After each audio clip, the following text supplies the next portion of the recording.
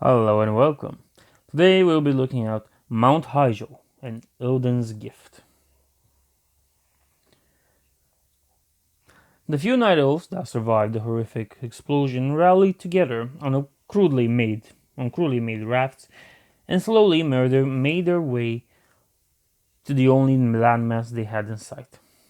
Somehow, by the grace of Elune, Malfurion, Tyrande, and Cenarius, had survived the great sundering.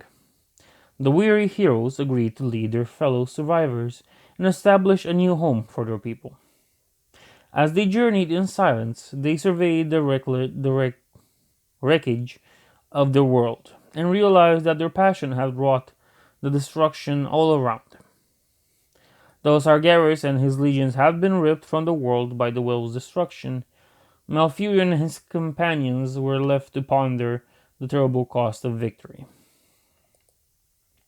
There were many highborn who survived the cataclysm unscathed. They made their way to the shores of the new land, along with the other night elves.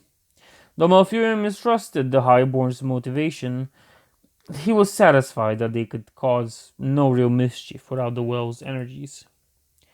As the weary mass of night elves landed upon the shores of the new land, they found that the holy mountain, Hyjal, had survived the catastrophe, whatever.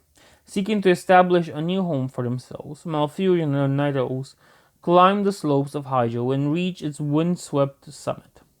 As they descended upon the wooded bow, okay, and nested between the mountain's enormous peaks, they found a small, tranquil lake. To their horror, they found that the lake's waters had been fouled by the lake's waters have been fouled by magic. Ilidan, having survived the sundering as well, had reached Hyjal's summit long before Malfurion the Night Elves. In this mad bid to maintain the flows of magic in the world, Ilidan had poured his vials, which contained the precious water from the well of eternity, into the mountain lake. The well's potent energies quickly ignited and coalesced into a new well of eternity. The exponent Ilidan, believing that the new well was a gift for future generations, was shocked when Malfurion hunted him down. Malfurion explained to his brother that magic was innately chaotic, and that its use would inevitably lead to widespread corruption and strife. Still, Ilidan refused to relinquish his magical powers. Knowing full well where Illidan's ruthless schemes would eventually lead, Malfurion decided to deal with his power-crazed brother once and for all. With Cenarius' help, Malfurion sealed Ilidan within a vast underground barrow prison, where he would remain unchained and powerless until the end of time. To ensure his brother's containment, Malfurion empowered the young warden, Maya of Shadowsong, to be Illidan's personal jailer.